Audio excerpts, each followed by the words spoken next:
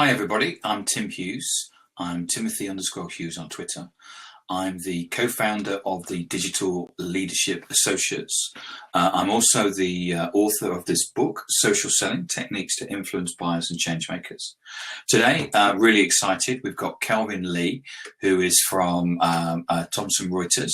He will be joining me in a moment, and he's going to be talking about social selling. He's going to be talking about the project there, and all the things that are going on. So, Kelvin, how are you doing? Sorry, I just invited Kelvin to broadcast. We had him for a second, and now he's gone again. Oh, here we go. Here we go. Kelvin. Yep, here I am. You're right. How are you? I'm very well. Thanks for inviting me Good. to the session. We're really looking forward to it. How's life? Very well indeed. Good. You busy? Spent last week with a number of sales teams in Europe talking specifically about social selling. Okay, fantastic. So tell everybody a little bit about yourself. So I lead social strategy for Thomson Reuters Financial and Risk Division. And some of my key priorities are around content, campaigns, and of course, social selling as really a main differentiator of how we will go to market.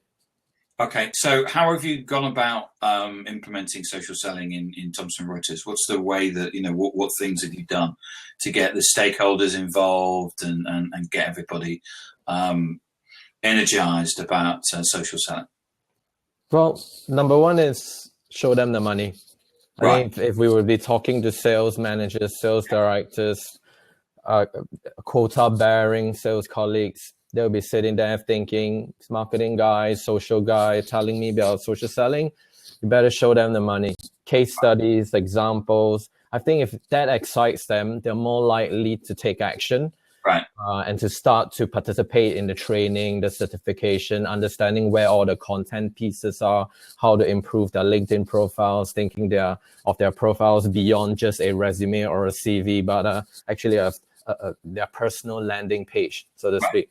So I think if we get that right, the couple of things that we are working on is with most companies really about content. Whereas this content archive your factory, perhaps where from a centralized marketing team function, the sales teams are able to almost copy and paste, use them to lead with insights so that from their network perspective, they're able to see them as valuable, knowledgeable professionals beyond just selling products. Okay, and when you say show you the money, that's basically instead of saying this is great for Thomson Reuters, this is great for the salesperson, and that they should be motivated that when they go, I must be doing this, and actually kind of the Thomson Reuters bit is it's good for Thomson Reuters because if you sell stuff, then it's good for them. But ultimately, it should be good for them inside, and they should be getting up, cleaning their teeth in the morning. What am I going to do today? I want to be social.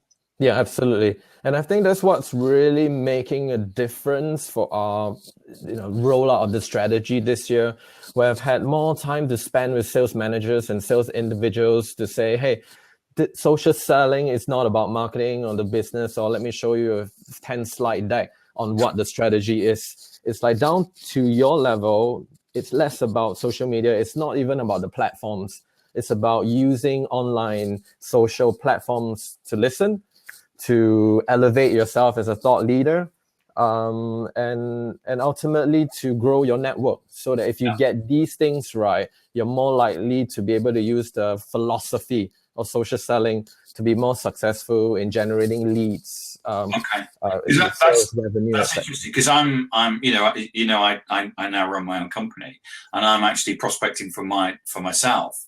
And I had someone come back to me just the other day saying, Tim, we already do social selling, and they gave me this long list of these products that they basically used. And so you're saying social selling isn't about product, it's about a philosophy. I believe it is philosophy. It starts with listening. It starts with leading with insights. It starts with thinking about personal brand and how you can be that go-to person in your network. Your network sees to see you as the valuable connector to the problems, but also other people they might want to meet. And I think that's an incredibly powerful proposition. I think that people buy people. but you're presenting you as a person online, and you're presenting who you are. And so what you're doing is that you're getting people to come to you because they go, I need to talk to that person because they obviously know what they're talking about in that particular subject area. Is that right? Absolutely. And there's a lot of research online from the likes of Google, CEB, Forresters, etc. That a lot of the buying decision happens before they speak to that specific salesperson. More buyers are spending more time online, checking out LinkedIn, company websites. Are they finding out enough information about your offering? Are you educating me as a buyer for potential pitfalls or issues that I need to worry about? So don't come to me presenting your next new marketing analytics platform or another kind of technology solution, because you might it won't be a surprise that the potential clients do not even recognize that there's an issue that they're facing. So social selling, essentially one of the core pillars, is about educating the buyer. Okay, so your rollout of social selling is pan-European, and you said earlier on that you were getting the management involved. How did you get the management involved? What was it? Because there's a lot of people that come to me and say, our management don't get it. We're just not, how did you get them motivated, or did it just happen by chance? So it's a global role. Okay. So I have the fortune to be able to go to US, spend time with the New York sales team, sales leaders, and also out in Asia, Singapore, Hong Kong, Australia, but also obviously more and more time spent in Europe as well. At the beginning, we must admit, it's a leap of faith. Right. We were producing a lot of content. We had Were you Thomson Reuters? You produced we produced a lot of content. Essentially, that's one of our strengths. But also, some might say it's a challenge as well. It's hard to sieve through the noise. Yes. So we were thinking, what could we do better with the content at a personal level, at the employee advocacy, etc. And we've created a social selling strategy and plan, which includes training, certification, etc. And to your question, it goes back to my first sentence I probably kicked off with, really showing them the money. And I realize sales managers are beyond trying to get the team to hit KPIs, numbers, are also about ensuring that they set their teams up for success. That means training, telling them about what's new out there. One of it is obviously social selling. So the appetite is growing. And it's been with the right tools, with the right case studies, with the right level of entry in terms of how they can get their toes wet. I think it starts the journey. It's not an overnight affair. It's not going to be achieved in 1 year. It's not something that happens in 5 minutes. Yeah, like you said, Tim, we've spoken about this. It's change management. It's really redefining how any company goes to the market, be it if you're in product sales, customer service, or marketing. Right. Okay. And have you had any success yet? Are there salespeople that are starting to saying, I can attribute this revenue to this deal or whatever? Is that, or is it too early days yet? No, absolutely. We've seen many instances of colleagues who use the philosophy of social selling, not just posting content or connecting to a new person and then saying, hey, I'm in London next week. Would you like to meet me for coffee? It's kind of cold calling, but it's cold social selling. Okay. And I think if the idea is to be able to create value amongst your networks, you warm up your prospects, you're more likely to be able to have success around social selling. So for sure, we have business development, we're specialists, colleagues out in the different areas where they have attributed leads and closed deals and revenues because of an activity they did on LinkedIn, combined with some existing data that they use, combined with a range of events and EDMs that had been sent out to say, actually, that was social selling that eventually led to the closed sales. Okay. And more we're seeing colleagues saying that, yep, at a simple, basic level, I'm posting content. It's helping me with conversational starters. It's helping my network grow. I'm seeing more people connect to me because they're starting to perhaps perceive that I'm an expert in this area. I often quote Andrew Grill from IBM, who's a good friend, who says, "It's not what you know, it's not who you know, it's who knows what you know." Okay. In today's digital social space, and I think it's incredibly powerful. Yeah. So I was involved in one of your digital days. I came and spoke at your London one. It was a fantastic event. You know, you've got some really good speakers there. You've got somebody from CEB there. There was me there. You got your LinkedIn person there. But the thing was, it was a way of getting everybody involved. So you had senior management. I was sitting next to your sales managing director for Europe. And he was obviously on. He was on his. It was interesting to see. Anything that was spoken about, he was immediately on his mobile looking for people up. You know, when the LinkedIn guy spoke, he was immediately looking him up on LinkedIn and looking what past companies that he'd worked for and stuff. But it was a real good way of actually launching that in the organization. We had, how many people did we have in the room? There was people standing at the back. It was what? I don't know. 150. We ran out of lunch. So yeah. So but it was it's just explaining for people that are watching, if they're thinking about launching social selling, it's a really, really good way of actually getting the senior management there, everybody there, and your senior managers then stood up in front of everybody saying, this is the way that we're going and this is how we're going to do it. And your second guy, the managing director who actually spoke, did a very passionate conversation that it was a presentation about this is all about money. You know, we're here, we're salespeople. This is what we do. We shouldn't be ashamed of it, and this is what happens. And I got this feeling, though I wasn't quite sure, that there was during the LinkedIn presentation, they put a list of all the people that had high SSI scores, and there was a kind of that they were all known individuals, and they all seemed that nobody said it, but there seemed to be a correlation. There was high SSI score. This person is doing well in the organization. And I don't know whether you're measuring that, but there's certain to be a certain amount of, we know these people that are doing it, and we know these are people that are making money from using social. I know that you're bound by certain things that you can and cannot say, but is there a correlation there going on, or? Yeah, absolutely. I think even from a LinkedIn perspective, they are able to correlate high SSI scores to more leads being filled in the pipeline and actually close revenue. Yeah. One of the colleagues who spoke on stage had brought out a case study where he adopted the philosophy of social selling, mapped it to our CRM with some existing data to get to be able to know the particular client prospect before he even contacted him. Yeah. So that's opposed to cold calling, for example, where there's a bit of hit and miss, and obviously the success rates are getting lower and lower these day and age. But you raised a really good point that having senior management really helps to create structure and a buy-in from the respective individual team members. Yeah, I certainly, you could see that from the presentations that there were. You had the bottom up and the top down buy-in in terms of the social selling process.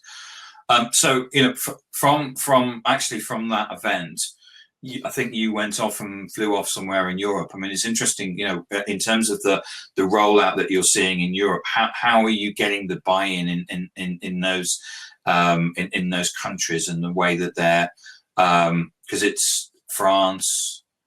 Was it Vienna? I've had the opportunity to speak to our German teams as well. How are you actually getting it? Is that something, again, you're just going there and appealing for the money and that, or is there any things that you can share with us about what's happening? Well, I still stick with what I've showed there earlier, what I spoke to earlier, where my approach was to go at a very personal level. Right. Showing them case studies, examples from the perhaps key cities where I'm based in New York, in Singapore, where social selling is becoming more and more a norm. It's no longer a trend where a social media director is spending the next 2 hours in front of you telling you about our blog. It's less about that. It's about how social can help you at a personal level, at a professional level, your network level, and your personal brand. Right. And then a salesperson will sit there and think, actually, that's part of my job. That's what I'm supposed to be doing. But seeing that other colleagues are doing it makes it very normal. Right. So my job, if you like, I spend a lot of time thinking about how to infuse social and social strategy into an environment of social selling being very normal. And right. It literally means picking up the phone. It's becoming the norm. It's becoming the normal. It's becoming business as usual for you guys. Almost. We're not completely there yet. But we've spoken, we've seen numerous examples across the world adopting social selling and have had successes around it. But it's one of those things. If you find it's a priority, you spend 10 minutes every day times 5. You start to spend more about it, read a bit more, read your book, Tim, over the weekend. And they start to say that actually I want to get my team involved.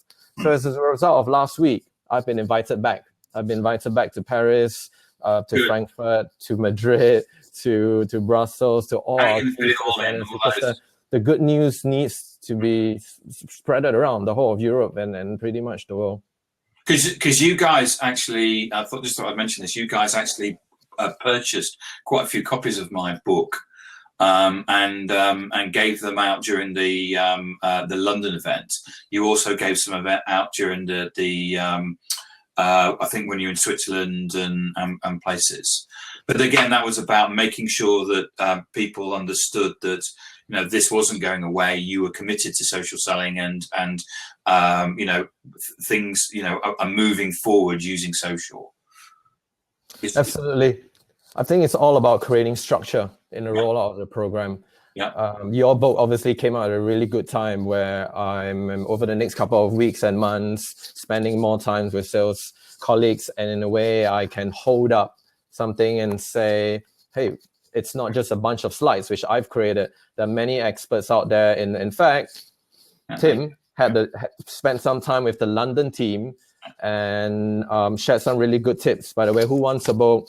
Highest SSI score, you're going to get a prize, so to speak. Hopefully that encourages the rest of them who didn't get it to go on Amazon and get a couple of copies as well. Yeah, good. So is there any sort of tools or hints or tips or certain things that you've been finding that you can share with the audience that would be that they would find useful? So at an individual level, obviously, a lot of all of this can be found online. So I don't think I'm sharing anything sensitive. At an individual level, I think the basic tools for any sales individuals are using LinkedIn as a main business network prospecting, listening platform. Twitter comes next. Don't discount Twitter. It's a great way to network beyond your usual business professional network. And you're a big Twitter user, aren't you? I love it. I mean, I wouldn't be able to sleep at night or fall asleep without checking Twitter and seeing what's out there in the world.